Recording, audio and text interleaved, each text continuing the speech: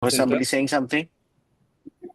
Soma, you were I was saying just something? saying, yeah, my colleague Pradnya, Pradnya Radhe is also here in the call, and she is going to be the in-house mentor from Venture Center side. Pradnya is managing some activities under the tech transfer initiatives of Venture Center as a part of TechX.in.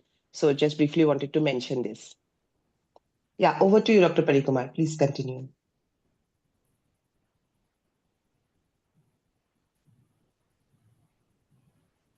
Business We program. can't hear you. Yeah, go ahead. Yeah, please. Is my voice clear? And now it is. Yeah, please go ahead. Yeah, I'll come a little closer. Okay. Glad to have the team Venture Center and meet everyone now. And I'm glad to introduce my team member, Dr. Kabilan. Is part of our team. Is recently joined us, and Kingsley is joining in a few minutes. Meantime, I'll just. He's also joined. He's also joined. Yeah. I'm already here. I didn't want to mess up with the flow, so which is why I just. Okay. Oh, Kingsley. Yeah, Kingsley is the business lead of our program. So, shall I just share the screen and give a small intro? Yes, please. Maybe you can take about 5 to 10 minutes to just introduce your company, sure, right? Sure. Keep rest of the time for discussions. And I have requested Tanya to ask you difficult questions. Okay, so be ready for that. Thank you. Yeah, we would prefer that. Actually, it's best to have them there. Great. Always the best teams want the tough. Want the tough. Can you allow me to share my screen? You're not able to? Acha. Yeah, you can do that now. Yes. Soma, can you make me co-host? Yeah. In case you need, or Pragnya co-host. Yeah, Ms. Hal, can you do that? I think the Venture Center team knows the thing. For Tanya, I think I need to give an introduction about what we are doing. I've gone to the deck, but of course your version of it is always important. So yes. Yeah. Is my screen visible? Mm-hmm. Yeah. Yeah. Okay. So basically, we are working on vascular endothelium. All the organs we need. Sorry, we just lost you. Dr. We Pari, just lost your sound. Yeah. Lost your sound. You know, what I suggest, Dr. Parik Kumar, is you close your video. The signal will be better. Yeah.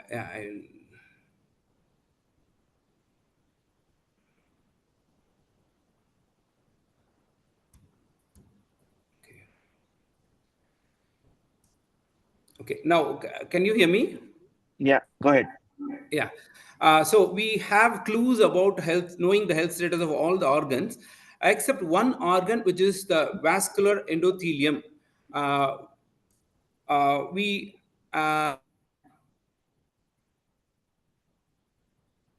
know this is an endocrine organ, know about the fact that vascular endothelium is an organ. But we don't have a clue about this organ because we ourselves do not know about the health status of all the organs, the vascular endothelium.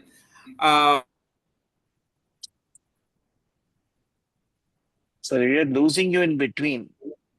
Dr. Parik Kumar, can you improve your signal? Should we all shut off the... Yeah, let's all shut off the video, please. That will help.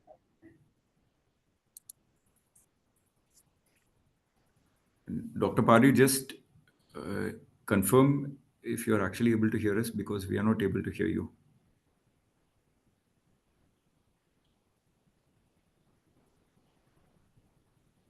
Can you speak to him? Yeah, I'll just quickly.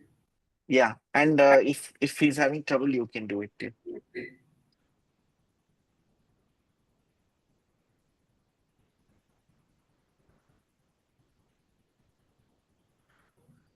Just allow me a minute. I'm just quickly checking.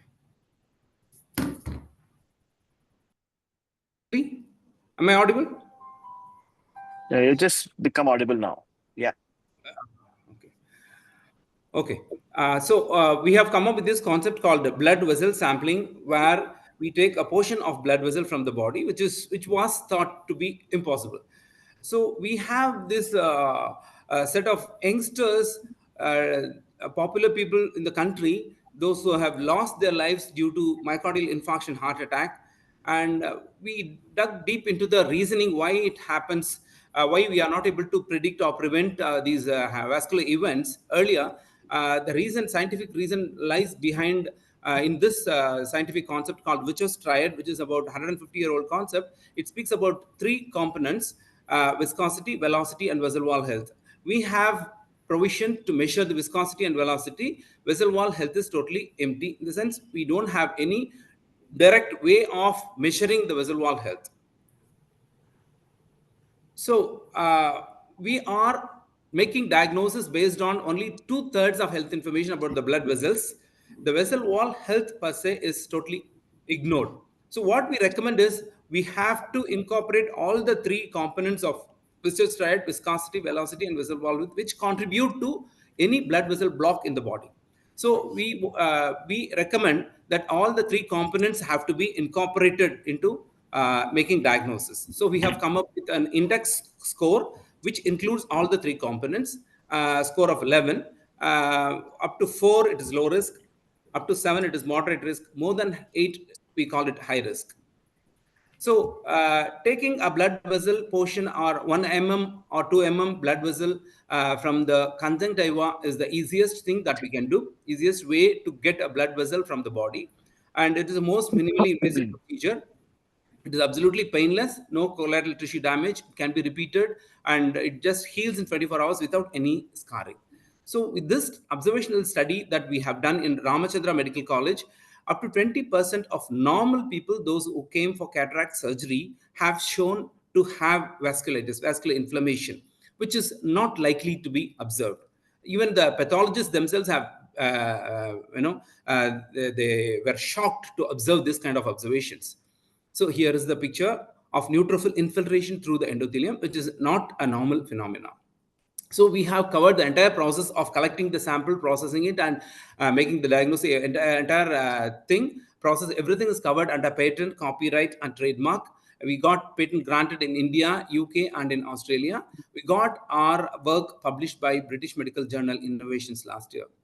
And with this additional health information, we assume, we hypothesis that we can predict, and prognosticate myocardial infarction and heart and stroke. These are the two focus areas, and these are the top institutions in the UK that have shown interest in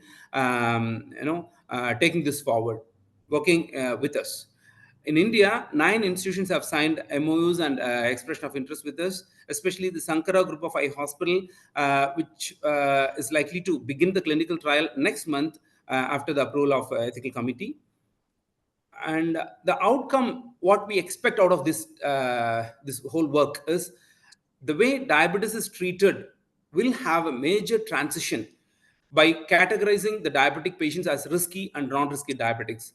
Like a patient with 400 sugar levels with healthy endothelium could be branded as a non-risky diabetic, whereas in the present scenario, if the sugar levels is 400, then the doctor gets alarmed, the patient gets alarmed, and the whole system confused, and they pump in huge amount of medicines into the body, and ultimately the sugar levels may come down or does not come down sometimes, and the person is healthy without end organ damage.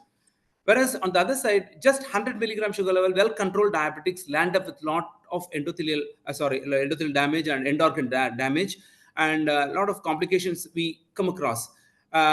Those patients with just 100 sugar levels with unhealthy endothelium could be branded as a risky diabetic, and this kind of transition will happen.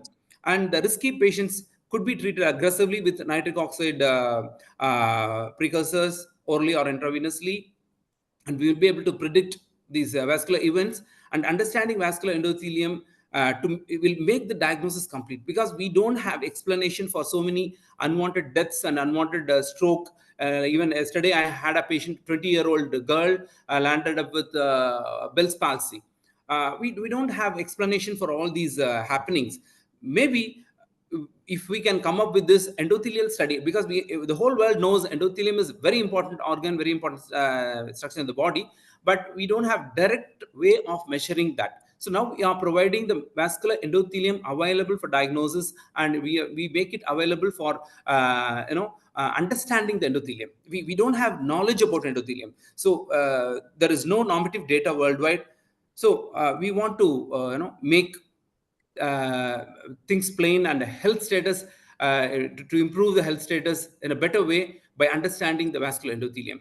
Now we have already 3 patents granted, and now we have 3 spin-off patents, which are a biopsy device and evaluation method for nitric oxide, which is not being practiced right now.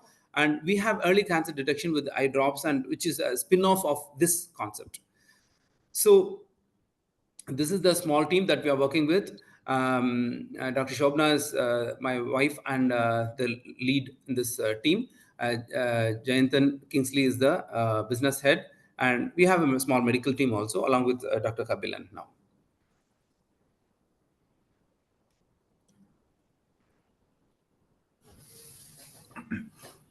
So just another added addition, Ms. Tanya. So we've initiated commercialization as well. Dr. Pari himself, who's running a hospital in a tier 2 city called Dharmapuri in Tamil Nadu. So we have initiated this in 4 hospitals across Dharmapuri itself. So this was done towards the late end of March, and till date we have done close to about 50 patients. The route of acquiring these patients is primarily through referral mode, where the diabetologists are referring their patients to go ahead and actually do this test, and accordingly they are customizing the diagnosis for the patient. So at the moment, Dr. Pari is going and collecting the sample on his own, but going forward, once the quantum increases, we intend to actually have a trained professional who would be doing this. Parallelly, we are also working on a prototype device which can actually extract the sample. This can be done by any medical practitioner, very similar to how your COVID test sample was actually collected. So that is where we are actually trying to reach. Okay, thanks. Yeah, that was helpful. I don't know why this screen is showing so many different versions of me.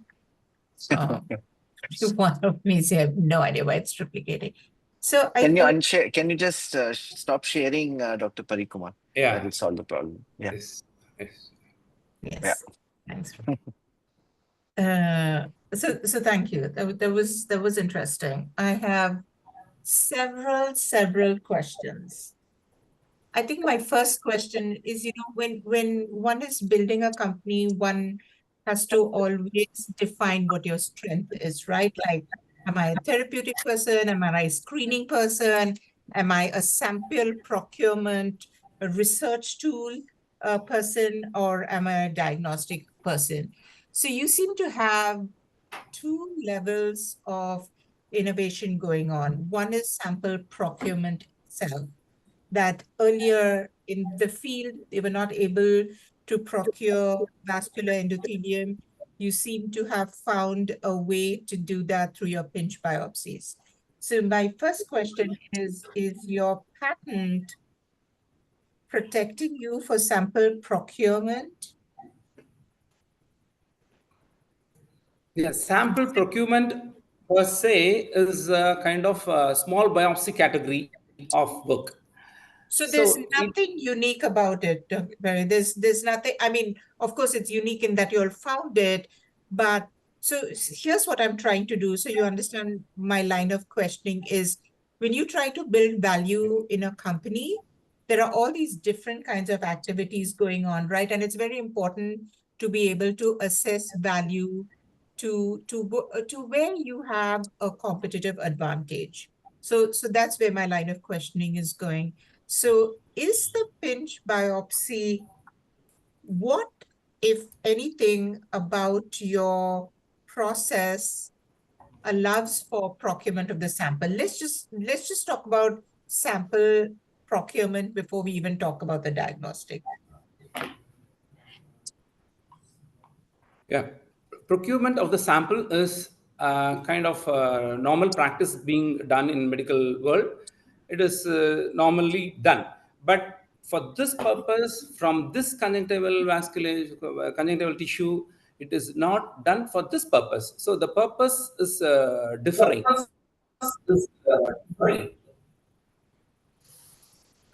Dr. Tanya, if maybe if you're coming from this perspective, if someone actually replicates this, would we actually be able to protect this in any way? The answer for that is no. People can replicate it, and we cannot actually do much about it, even with the patents. It's just a waste of energy. Okay, so Sorry, there's okay. some disturbance, right? Yeah. Shoma, can you just others please go on mute? Okay. Yeah.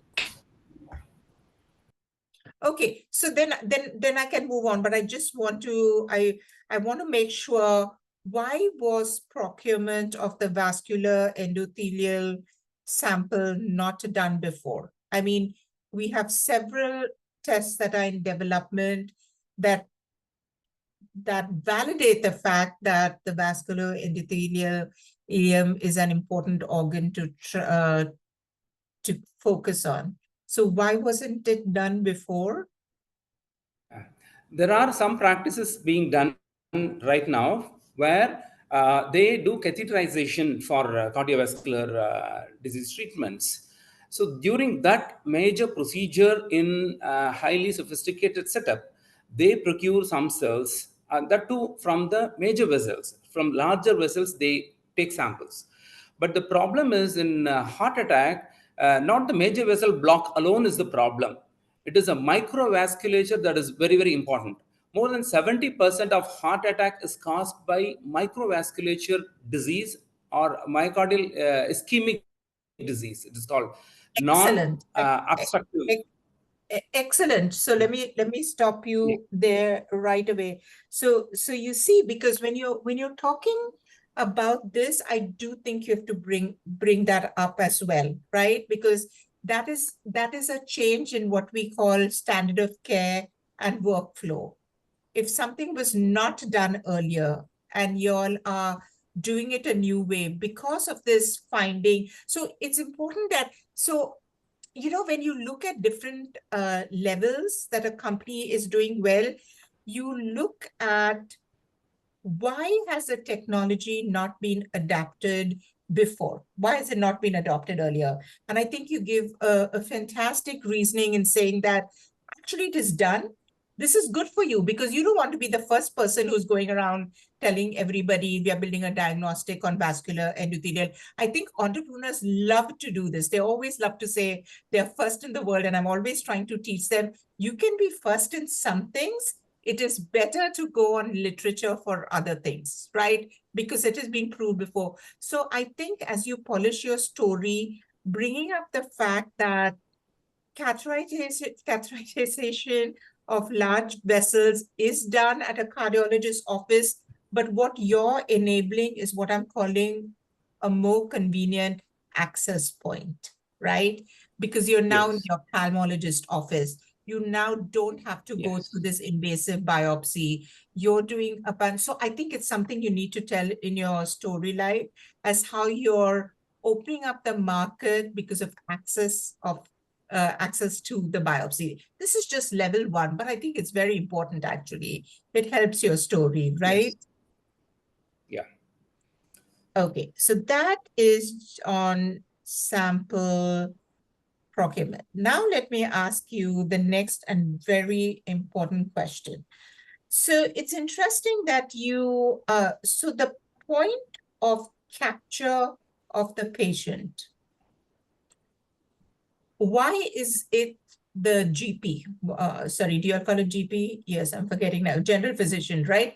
Why is it not the cardiologist giving the referral? Because if you look at the test profile of somebody suffering from diabetes and cardiologist, I would think your initial point of entry should be the cardiologist. Exactly. And it is?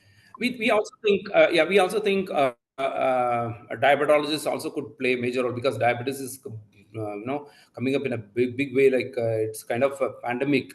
Diabetologists and cardiologists are the people we are focusing on. Okay, So, go ahead, so please. we are exploring that route as well. Like you rightly mentioned, the referral has to come through a cardiologist or also a neurologist as well for a brain stroke as such. So there is another study which we are parallelly seeing, where we actually take samples of 100 patients who either had a brain stroke or a heart attack, and we are doing a correlation to see if we could achieve how different is this from normative data as well. So that would also give us the confidence that we could start bringing more awareness within the medical fraternity, especially with the cardiologist and the neurologist. But yeah, that is something which we also found a lot of merit in. So one thing to always keep in mind, like when you're working through something and things are complex enough, and as data emerges, it's multifactorial. Diabetes is a tougher, because the picture itself is so heterogeneous and complex. You want to stay within purer conditions, because what is the goal? The goal is always, once you've showed the results, to directly link it to patient profile. In case of diabetologists, in case of diabetic patients, just because there's so many other metabolic factors ongoing, you want to try to select a patient population. So I think, and this is not to rule out anything you're doing, this is to say, how do I prioritize, right? Which markets have the most value for which indication? So from perspective of this, I think both cardiologists and neurology are good cells. I think that cardiology is even more interesting because of what you just told me about how it is done today, and how the microvasculature, which is 70% of the attacks, is totally disregarded. I think that is a great selling point. Now you start to build consistency in your story. So you first bring this thing up about sample procurement and access, then you start tying it into use indication, which is your patient profile, which is your this thing. Okay. Okay, now we will go on then. So let's talk about the diagnostic itself. Same philosophy. And this could work in India. I don't know, you will need to convince me. But I think the fact that you're filing patents in multiple markets, you have to customize it for that market, right? Even while just doing strategy. So one of the things to think of is, you want it to be preventive and you want it to predict. Those are two very different value propositions. Prevention is super tough. Prevention is super tough because you have to actually follow the patients for a long period of time to be actually able to make the claim that you prevented the disease. Does that make sense? So these trials are generally expensive. It's tougher to raise money on them. Now, if you use it as a screening test, that could be pretty interesting, actually.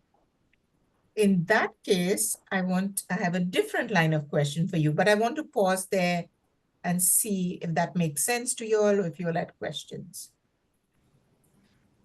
So you're absolutely right on that. There is massive amount of difference between prediction and prevention.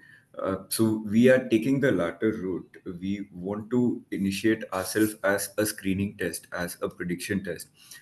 But interestingly, when we met Dr. Premnath as well last time, he said anything that is prediction in nature, it's very hard to prove it as well, because you would never know that was it because of this, or was there any other parameter as well, right? So why he had actually suggested us a couple of other correlatory tests as well.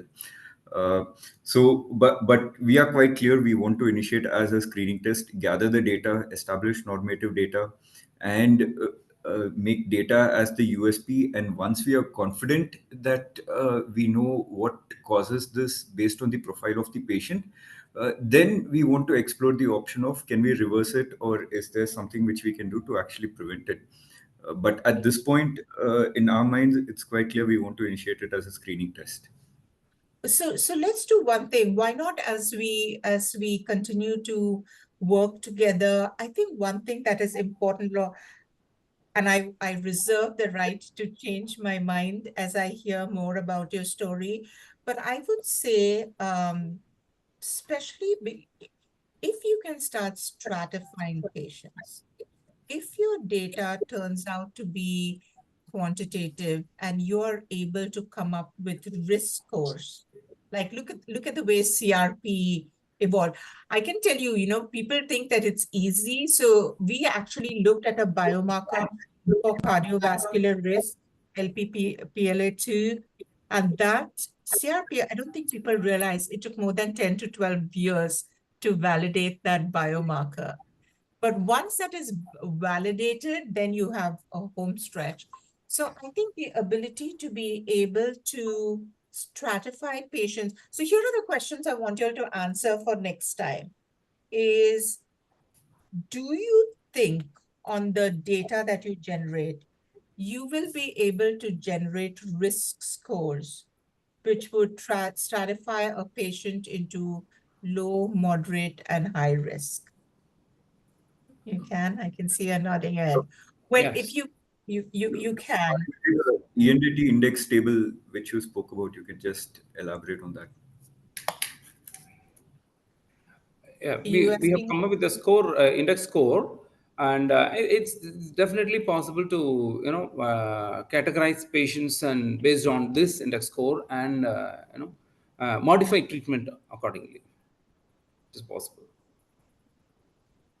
Okay, because that bar is very high here, right? Because if you are going to take on the onus of actually telling a patient his risk score and modifying treatment, that is the highest bar because you're actually changing standard of care. So that is very, very tough. And I don't say it meaning don't do it. I mean that when you build a path, you always start from decreasing complexity to increasing complexity. So maybe the easier one is to just generate the risk scores and later try to have it modify therapy. What is the nature, and this could also be for another call, I think it would be good if you all came up with a checklist of what is the nature of the trials. You seem to have a number of relationships ongoing, and what is the primary and secondary endpoint of these trials, right? Because it is this data package on the basis of which you will raise money. So looking at those endpoints and what they tell you will be important.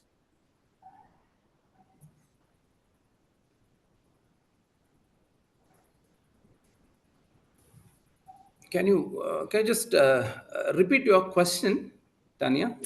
Sure. It is just a comment for the calls going forward. I was saying, because you all seem to have a lot of relationships in place on clinical trials, one thing that might be worth discussing is what is the data package that is going to emerge from these trials, right?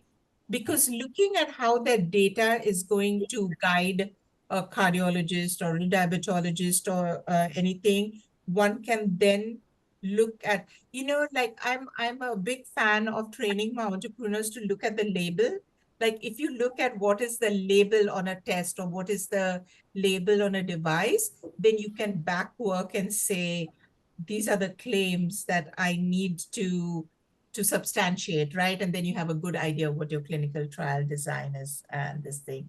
So let me ask you the question, with all of these trials that you're in partnership with, what is the focus of the trial and what are the endpoints? Focus is, to begin with, initially, we would like to correlate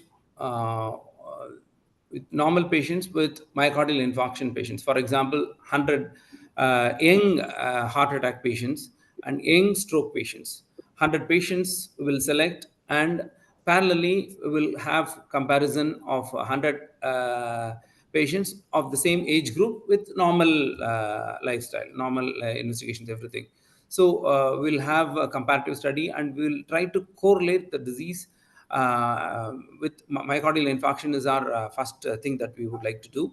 And obviously, any clinical trial takes a very long time, and the end results will be out at a later point.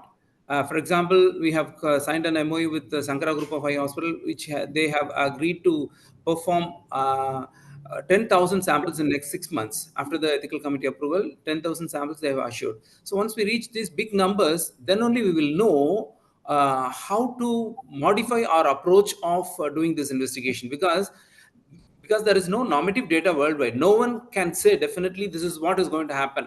So that kind of prediction at this point is practically not possible, because no one has so much data about vascular endothelium of normal population.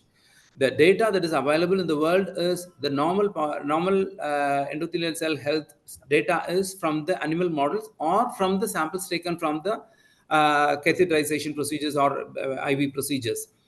And the pathological samples, pathology samples will have endothelial information, but normative data is not available anywhere. So we will be pioneering the work, and we will be the first to know, have so much sample. And then once we get the numbers, then only we will be able to, plan the strategy of how to go about from here. Sorry, Tanya, can I just add? Sure, Prem. Yeah, no, I think I just wanted to just provide a couple of things which I thought maybe will help Dr. Parikumar discuss it, right? So the first thing is, let's just understand what I have 2 points I just want to bring out. So just look at the chat box, right? So the question is, what is the invention here? Yeah. Right? Yeah. So there are 4 mentioned there. Okay. And let's look at what exactly you want to position it as. Is first one really an invention, or it is something is already known? Right. No, those are well captured. I understood from them that the first one is not proprietary to them, but they should confirm. Sorry, you're on mute, Dr. Parikumar. Sorry. So the first question, method of see, I could think of your invention as a method of using conjunctival tissue as representative of endothelial tissue, whether if it's known already, then that's not the key thing. A way of collecting it, or a device for collecting it, and a method of diagnosis, measurement, monitoring using conjunctival tissue for conditions. Why I'm bringing this up is, one, let's be clear what is proprietary to you, right? The second is, my understanding is most of your studies are just focusing on building the science around item 4. Right. Yeah. A conjunctival tissue is representative of the entire endothelial tissue, is an established fact. That is not an invention. Okay. So let's now go to the second one. So people have been removing conjunctival tissues using the same method for other reasons? In the sense, if there is any tumor in the eye, tumor in the conjunctiva, then they take samples from there. Not a normal. So it's reported. Yeah. So it's reported, right? So it's reported as a way of doing that. Yeah. So now let's. Yeah. I know that you are from the tumor, from the mass, not from the conjunctiva. But exactly. So I think we should stay on this point for a bit, because it's what I call patient capture, right? So when we look at how technology is adopted, I'll give you an example from the field of neurology.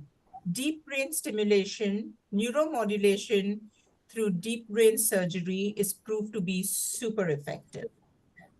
Yes. Patients don't opt for it, right? Who wants to have their skull cracked open? So there's a whole group of people that are working on scalp recordings. So instead of having electrodes planted in your brain, you have it planted in your scalp. And what is the thing that they need to do? They now need to show that the noise from scalp recordings and the performance, the sensitivity and specificity is the same when you stay on the scalp or whether you go into the deep brain. This is the first point of value to the company. So in the second one that we're talking about conjunctival tissue, I think that while it is true that it's there, so it's not a big thing, the fact, if you're saying, and you need to reconfirm this, if you're saying that the difference is that it actually does not look at microvascularization, which is a part of strong, you do have a value proposition there. You do need to then build that into your story. Because you have just opened up a market. See, this point of capture of the patient is very, very important, right? Because let's say if people are going for what is the most routine, cheapest thing that people go to probably present themselves to, probably cataract, right? Probably the ophthalmologist office. I think more than all these specialities, I think point of capture, the ophthalmologist makes most sense to me because it's easier, it's cheaper, people will probably do it, right? So Exactly. capturing there, and then trying to do this will then lead to what Prem put as 4. 3, you don't have. To his third question, you don't have a particular device. They're working on 3 also. Yeah. We are working on 3. You're working on 3, yes. And that is... One of their IP is relating to a device for collecting the sample of conjunctival tissue easily. But I think the real issue is that establishing the science behind conjunctival tissue and its connection to a condition X, right? Right now, my understanding is most of their studies would probably be correlative kind of studies. Okay? Am I right? Most of the clinical studies that you're talking about, and they're not meant to be for any regulatory studies. These are just establishing acceptance of this as a sample of value. Yes, I mean, you should be using AI to mine these data bases, right? So when we, remember the time that we all looked at Alzheimer's disease and we only looked at amyloid plaques in the brain, and about 10 or 15 years ago, the first wave started coming out of actually using the eye to detect. There were slight dots in the eye, and as literature built up, we can now diagnose Alzheimer's through the eye. So diagnosing these most serious conditions through an easier access point is becoming, kind of a, something where people see a lot of value. So that is something which we've been playing with.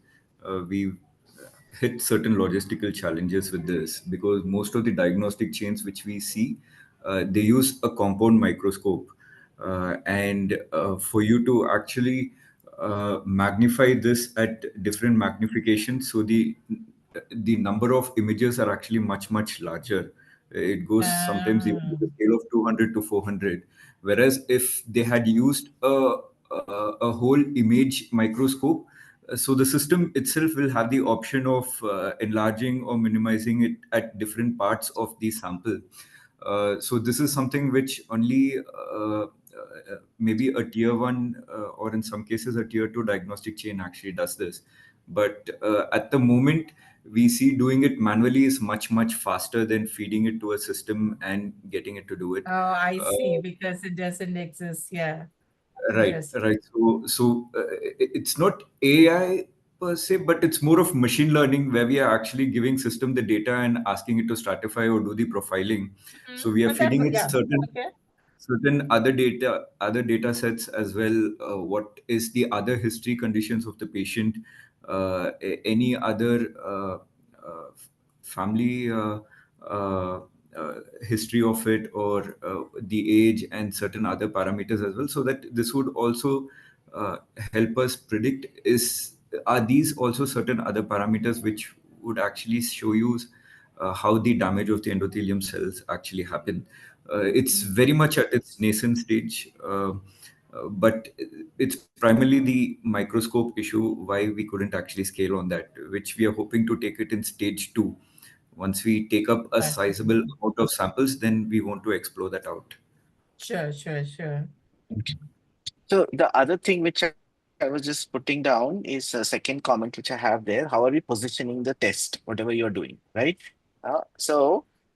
In that, you could have multiple things you discussed with Tanya, right? One was if it's predictive, that you're gauging the risk, are you using for patient classification, which guide, or is it for diagnosis? In which case, it's like a very precise thing that this is the problem, right? Guidance for treatment or preventive, right? Prevent a condition.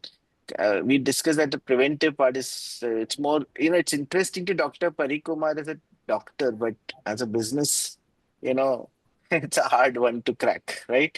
So on the other hand, the question is, which of these others are you looking at? And the reason putting this down is because your study, the design of your study and the outcomes is going to relate to the primary outcomes, will relate to some of these claims. So which claim was the question I think that Tanya was asking? Am I right, Tanya? Yeah, no, that's very, very well synopsized, Prem. And I think we should, there's somebody, sorry, I'm sorry, I'm very focused when I'm talking, so I'm not writing notes in the notebook. Yeah. Somebody capturing that, because I think I'm doing very, very good points to keep coming back to. So I'll give you another example from cardiology. I'm giving you all examples so you can, especially because you all brought this thing up about, maybe we want to influence treatment, right? So I think part of the exercise as we work together is to find out, is that possible? Or is that too high a bar for now? Within the field, and it could be MI, right? I think, you mentioned you want to start with MI. I'm just going to give you another idea to think about. You don't have to react today. If you look at something like chronic heart failure, right? CHF patients, what is the problem? They present only at stage 3 or 4. They don't present when it's 1 and 2. And this is why mortality rate is so high. Now, if there was a test that could gauge which patients are going to progress, I can see how that would be hugely, hugely helpful. Because there, as soon as you do that, you know that that's going to influence therapy. Versus with myocardial infarction, I think one thing we have to think about is, even you come up with a risk score, how does that change treatment practically, right? Because if a patient is at a low risk for MI or high risk for MI is still going to take the same therapy, I don't see them not doing it because they think there's resource. So I think these are the kind of like practical on the ground things to kind of think about as we look at these different silos within cardiology, or whatever you want to pick, right? Yeah. Let me answer you, Tanya. See, the thing is now, myocardial infarction as a chronic heart failure, they present very late. The thing is now, there are some tests like TROP-T, troponin test, right? Those tests are based on the cells, myocardial cells, heart muscle cells die and they release this chemical, troponin. So based on the tissue damage, the troponin is released into the blood and it is seen as a predictive thing for myocardial infarction.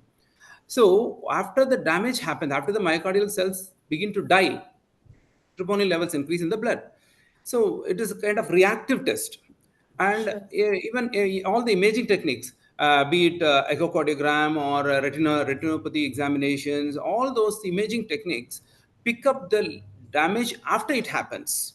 So what we say is, before all this can begin, the earliest change, pathological change, earliest damage to a tissue begins at the vascular endothelium. And the difference of the imbalance between the nitric oxide and endothelin secreted by vascular endothelium only determine the tissue death. So if there is imbalance between these two chemicals secreted by vascular endothelium, then tissue begins to die, and after death happens only, troponin levels are shooted up in the blood. So what we are saying is we can diagnose these things, or diagnose we can observe these changes at the earliest stage when the vascular endothelium begins to show the signs of damage or dysfunction. Then it's the easiest, earliest thing that we can see in a vascular event. And scientifically, I do not refute you at all. I think you're very, very right. The challenge in business across sectors has always been, how do you capture this early patient when it makes more sense? We see the same problem in cancer. We talk so much about cancer. People with leukemia, we can't even figure out a blood test, how to treat them. So when the disease is starting, I think the best thing companies can do is figure out, how am I going to capture this patient? You're absolutely right that when this starts, if you capture, then you're going to be able to, but at what is that point of capture? That is something to give thought to. Yeah. So now, because there is no normative data, what we are aiming is to provide the additional health information to the treating physicians. This additional health information is not available as of now. So we are providing that. That is our first aim. Then comes prediction and classification, diagnosis, guidance for treatment, prevention. All those things follow, and it varies from person to person, physician to physician. It will change, and we cannot have definite protocol. But what we can do is, with the health information, that because we are going to have the maximum data on vascular endothelium, our medical team will come up with a device or mechanism by which we can make diagnosis, we can give guidance to treatment, we can have preventive concepts incorporated, and we can classify patients. All that can happen only after we have data. Yeah, I agree. Yeah. So simultaneously, what we want to do is, we want to do the research and studies and clinical observations, clinical trials, and everything parallelly, along with commercialization. In the sense, we want to implement this concept as a kind of routine diagnostic procedure, because it comes under small biopsy category. So we don't have to wait for the results to come, then start doing work. So we want to do the research and the business simultaneously. Sorry, this conversation inspired me to think of something that I wanted to ask the Venture Center team. Prem, I'm looking at all these companies that are kind of innovative and trying to make a space.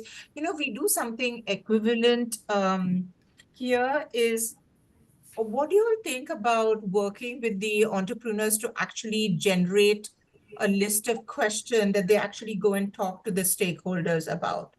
Like, so in this case, when you're deciding an indication, the question to a cardiologist would be, hey, if I provide you with a risk score, for example, right? If it's a quantitative risk score, please tell me, how is it changing your workflow? I think as we try to collect this data, it actually builds up a good business case.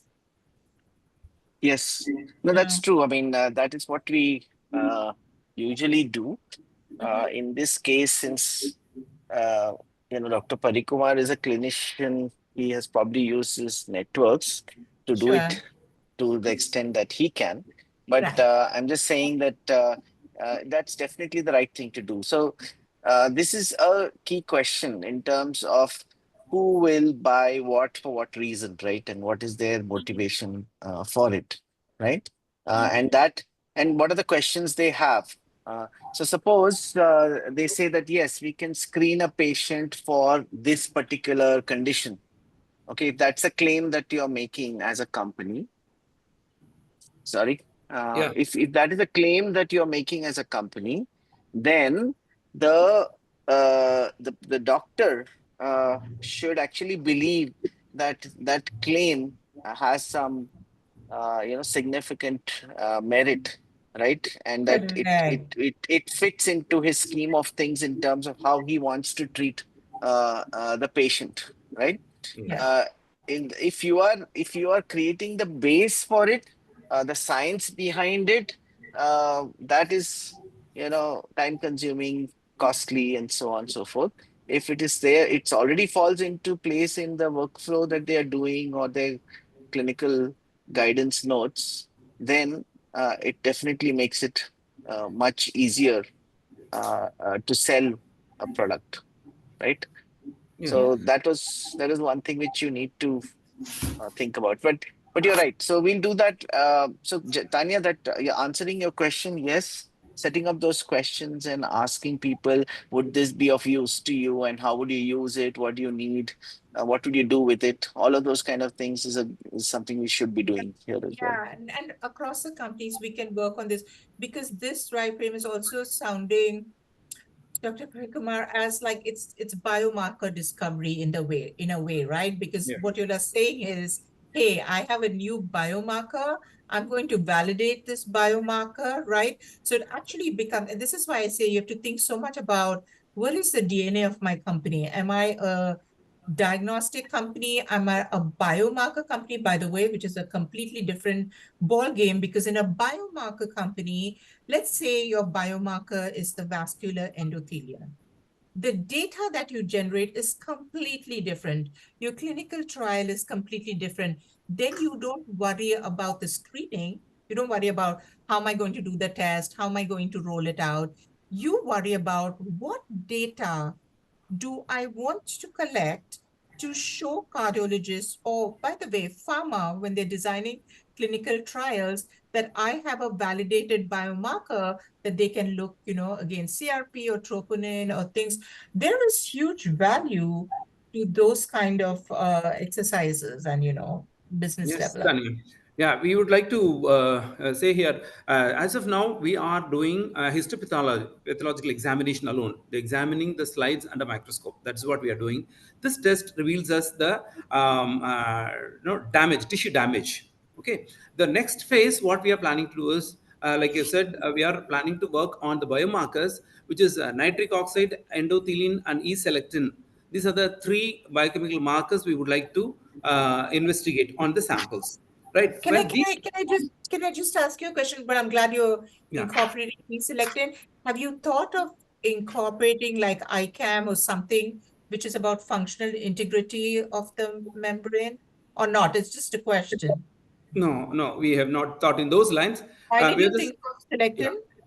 Endothelin, nitric oxide, endothelin, and E-selectin. Yeah. And if possible, we have discussed with some pathologists, if possible, we thought we'll evaluate endothelial glycocalyx also, which is very important thing. But pathologists are saying it's very, very minute structure. It needs high-level investigation facilities. So endothelial glycocalyx is something which we are keeping it aside as of now. So now, we would like to work on nitric oxide, endothelin, and E-selectin, right? This is what we are doing. Once we get this information about the biomarkers, then we will be able to say the dysfunction status of the endothelium, right? Histopathology dysfunction, and biomarkers dysfunction, and histopathology damage. Biomarkers will say dysfunction, right? The next phase, what we are planning to do is to study the genetic markers. For example, people with family history of a heart attack and stroke, we would like to evaluate them by analyzing the endothelial cells and predict with genetic precursors. Okay. Yes. So Leeds University is willing to do that test for us. Leeds University in UK. Oxford is willing to do free radicals and oxidative stress on endothelium. Okay. So, as also markers. Yeah, but see, some of these things that you're getting into, you have to understand that if you're going to make, your story as a researcher and a clinician is very different than a story of a business person. Okay. The business person wants to monetize on all these tests, right? Suppose you find out that using a biopsy sample like this, you can find a given marker and you can develop a test around it. You want to control the IP rights for it. Yes. Right. And if you carelessly go and sign up collaborations, the IP rights won't stay with you. Yeah. right? You'll be celebrated as a scientist, but as a business person, you will not make any progress. Okay, I'm just telling you. Okay, this is the fact, right? Yeah. So we need to be very clear what we are trying to achieve out here. So suppose you say that my invention, primary thing that I'm going to, and what I'm going to sell is going to be a test, right? Not a device for collecting conjunctival tissue. That's like trivial. That may not earn you much, but sell a test, right? Or, by the way, one more possibility which I have listed in the notes is that there's a biobank with data and data analytics, and there's a lot more to it if we figure out something bigger over there. But right now, if it's selling a test for some, either for diagnostics or patient classification or whatever purpose that you use it for, then you need to essentially protect your IP around method of diagnostics or whatever using conjunctival tissue or the biomarkers for this condition X. And everybody should be licensing it or using it only because your company owns it. Yes. Okay. I'm just trying to get you that, what is it that you're going to sell or what's going to create value. Yeah. Okay. Yeah. Yeah. So all your studies also have to be designed such that IP rests with your company. Yes. Perfect, Dr. Premnath. We are working on those aspects also. So the confidential information that how the nitric oxide has to be evaluated, that confidential information we are not going to disclose to every company. Those who are interested, those organizations that are going to do that test, we are going to have definite MOUs and agreements perfectly signed in place and non-disclosure agreements, everything done. Then only we are going to disclose. So yes, we are careful about it.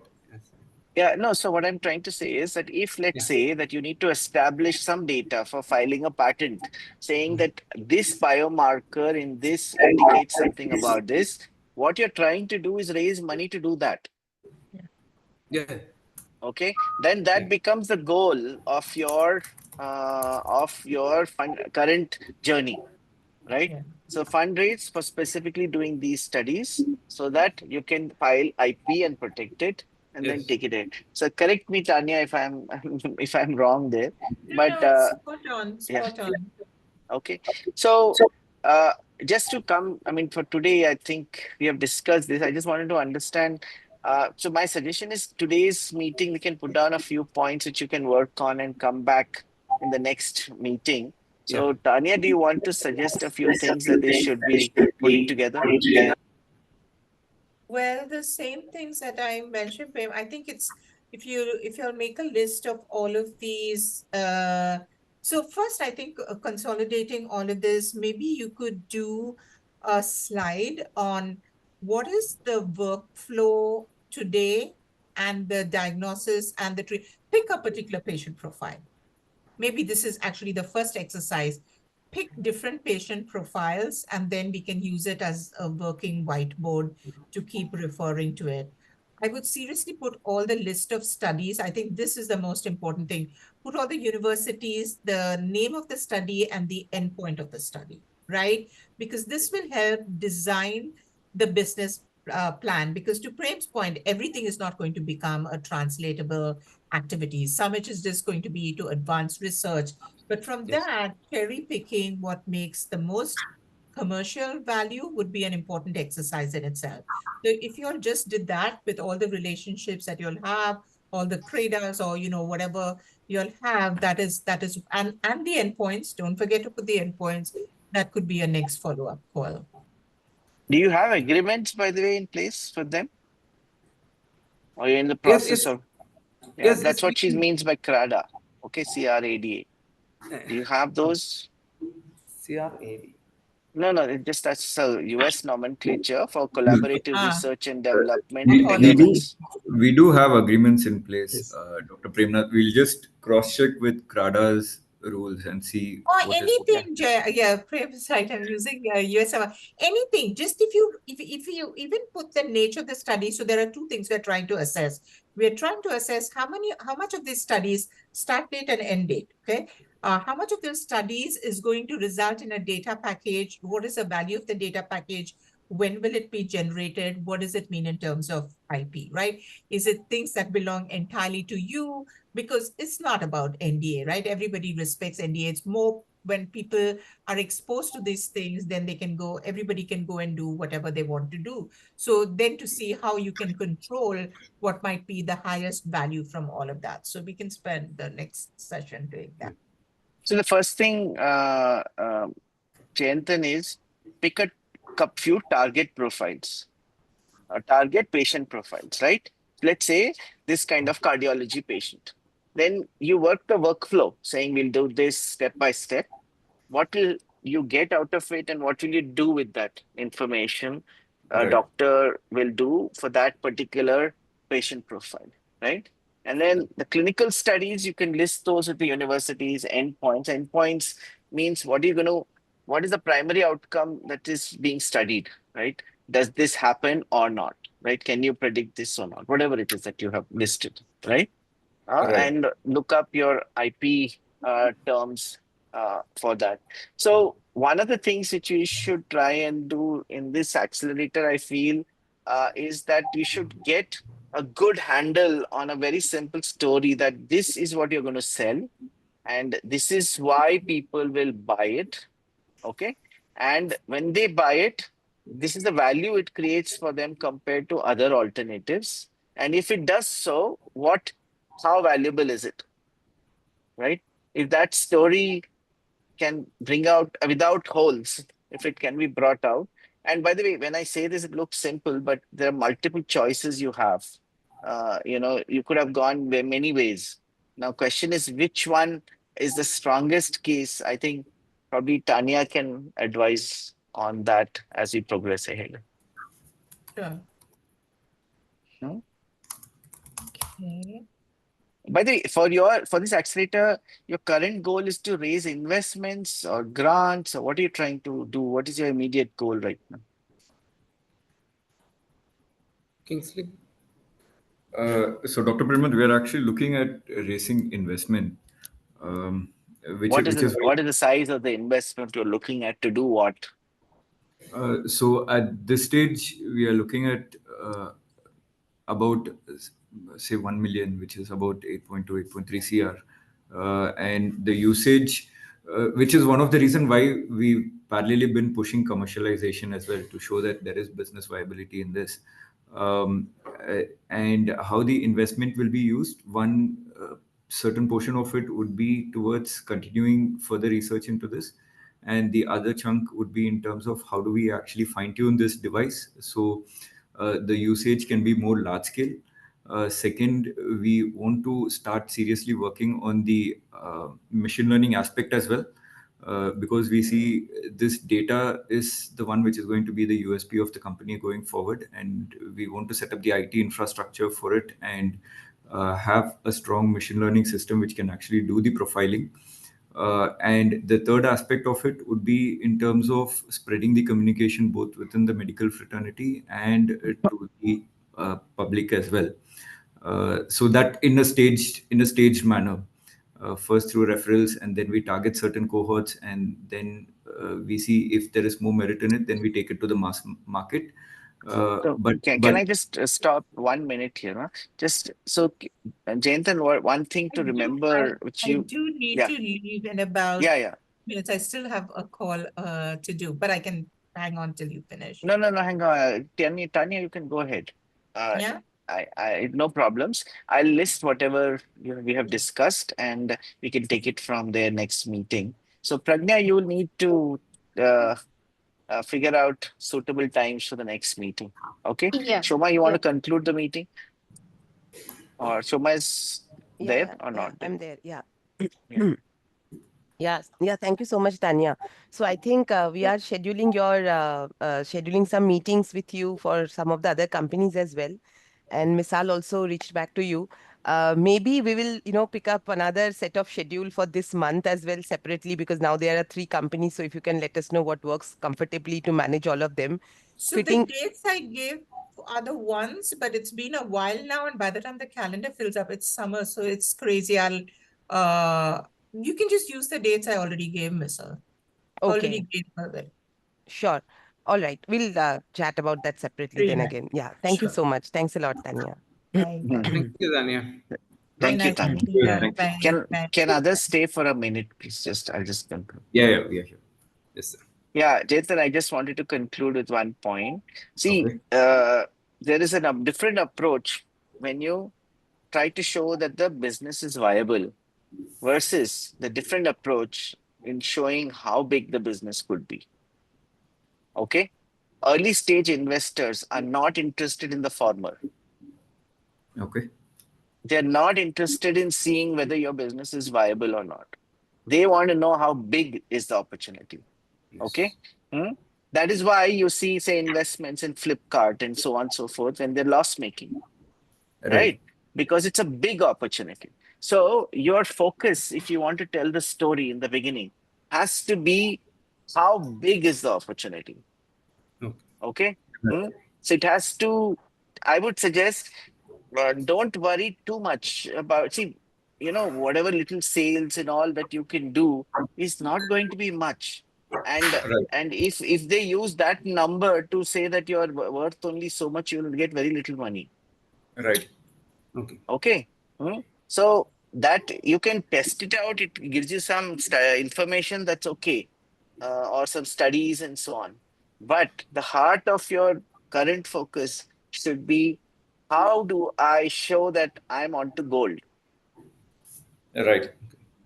Okay. Yes. And that will come only by very different things. For example, say a really fantastic clinical study which establishes data. You're sitting on great IP, okay, which can be monetized. You're sitting on great data, which can be monetized. Whatever, right? But that's what I think you have to put that story together, essentially, when you're presenting, right? When you're putting a story together for the investors. You should know Understood. how you're going to make money. But if it's not profitable right now or viable right now, it doesn't matter. Right. Growth rate will matter and how large you can be. Okay. So the way I look at it is, one of your biggest opportunities here is that you have a convenient way of getting a difficult to get sample. And Right. for you to show is that sample is worth a lot, right? That people really are keen to get that sample and the data that it provides, right? So Right. that's part one. Second is, once you have the biomarkers, your tests, which you will sell, hopefully, that's what I think, will be saying, I can tell you this number on an endothelial sample. And you should be filing patents on those, saying these insights from these kind of samples. The third invention that I talked about, right? That's what is going to be the heart of fourth one that I put down. That here, I'll put it down again. Here, the chat box. This is your key IP. And you're raising money to build this, essentially, right? And you can have different conditions and different biomarkers. So you could do n number of IP now, in principle, right? But you won't have money for all of that, which means that you need to first identify the one that you have to, which will really raise the money for you. One condition. Okay. Understood. So that is what Tanya can help you with, because she has a pulse on the therapeutics space in the US. Okay. So she should be able to tell you which exactly. So you have to basically bring out all those use cases and say why you think that you can come up with a new diagnostic over there. Okay. Understood. So try doing this for your next meeting also. So for all use cases, so the way I would go about it is, I would take all use cases, okay, one by one. I would take one use case at a time. One use case, I mean like cardio, for example, and then set a goal. The customer is this doctor, cardiologist. He wants to determine X, Y, Z. And that, please go and check up. Don't assume. And don't go with Dr. Parikumar's saying, whatever he's saying. Okay. You have to actually ask the multiple cardiologists whether they're willing to go with it. Right. And then if they want to go with it, what are their current options? Okay. And if I provide a new option, how will it change the game for them? And what's their advantage that they're gaining out of it? Okay. Understood. And if that story, if you build for multiple use cases, multiple biomarkers, multiple conditions, you will have one which may not necessarily be the biggest market, but it is convincing enough to raise the money for you. Okay, so that's the goal. Okay, please do that. Got it, Dr. Premnath. Thank you. Yeah. Okay, I think we'll stop here. The notes Yes, are there. You can have a look. Okay. Yes. Yep. Sure. Thank you. Absolutely. Okay, sir. Thank you so much. See you. Bye bye. you. Thanks a lot. Yes. See you. Bye. Yeah. Bye. Misal, are you there? Yeah, I'm here. Misal, is there any possibility of us having the recording? Yeah, the recording will be Certain added to things- the mentoring notebook. Oh, great. Because I think there are certain things also which I missed out. So maybe I would Yeah, check. in 1-2 days it will be in the notebook. Oh, that's great. Thanks a lot. Yeah. Okay. Thank you. Bye. Thank you, Mr. Thanks, Thank Misal. Dr. Pari, I'll connect with you on phone separately. Yeah, okay.